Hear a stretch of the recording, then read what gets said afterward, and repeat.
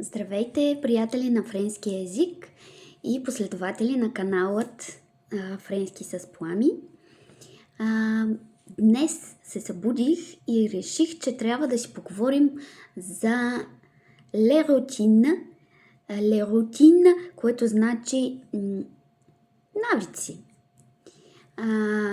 Les routines quotidiennes, това значи всекидневните навици, рутини, както е много популярно да се говори в съвремието, които всеки един от нас прави в ежедневието си. За да говорим за тези неща, ни трябва презент индикатив, което значи сегашно време. Искам да обърнем внимание. Хайде сега помислете. Всеки един от вас, когато се събуди, какво прави? Като започнем първо с събуждането. Събуждам се. Тоест, друго важно нещо. Когато говорим за рутините и навиците си в ежедневието, трябва да използваме и какво? Възвратни глаголи. Les verbes pronominaux, което значи какво? Че ние извършваме действието активно или върху себе си, или ние лично го извършваме. Примерно, se réveiller, събуждам се. Se е възвратната частица, pronom réfléchi, която стои пред глагола. В българския език тя стои след глагола. Събуждам се, докато във френския е преди глагола. Se réveiller. Това е първото, което правим. Je me réveille le matin. Събуждам се сутринта. И после какво правите? Отивате в банята. Je vais dans la salle de bain. Dans la salle de bain. Отивам в банята. И какво правите? Даже преди това какво правим? Протягаме се. S'étirer. S'étirer les mains. Протягам ръцете. Този глагол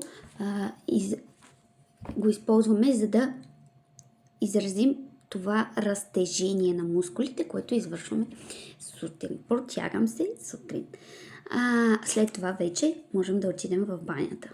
Je vais dans la salle de bain. И какво правим там?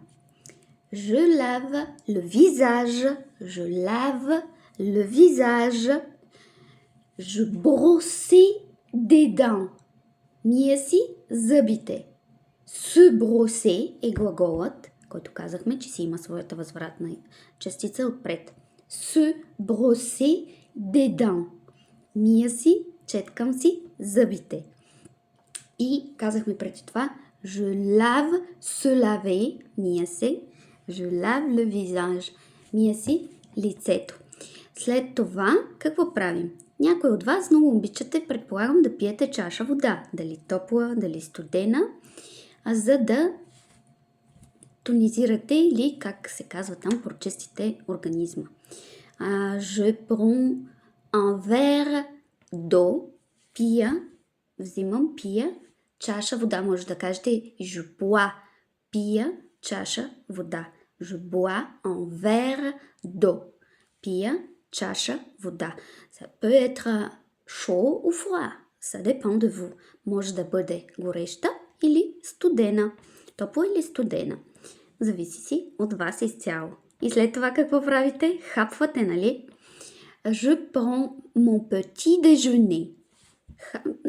Хапвам. Значи, много често във френския език използват глагола prendre, за да изразят някакво действие. Je prends le café, je prends mon sac, je prends le taxi. Ще направя отделно видео изцяло за този глагол, за да ви кажа колко активен и полезен в ежедневието може да бъде, но в случая ще го използваме да кажем, че хапвам си своята закуска, le petit déjeuner, нали, моята закуска. Ça peut être complet ou léger, може да бъде пълна, нали, голяма, стабилна закуска или лека закуска. Това може да е je mange une orange, изяждам